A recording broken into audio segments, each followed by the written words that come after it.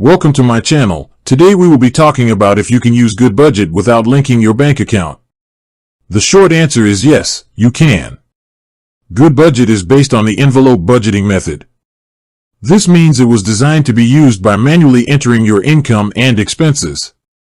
This is the core functionality of the app, and you can use it this way with no bank account linked. In fact, the ability to automatically sync with a bank account is a feature of their paid, or premium, plan. If you are a premium subscriber, you have the option to link your accounts to automatically import transactions. However, if you're using the free version, or you simply prefer to have more control over your data and want to manually track everything, you absolutely can. Many people choose this method to stay more mindful of their spending. With that being said, thank you for watching. For more finance videos, kindly check my page.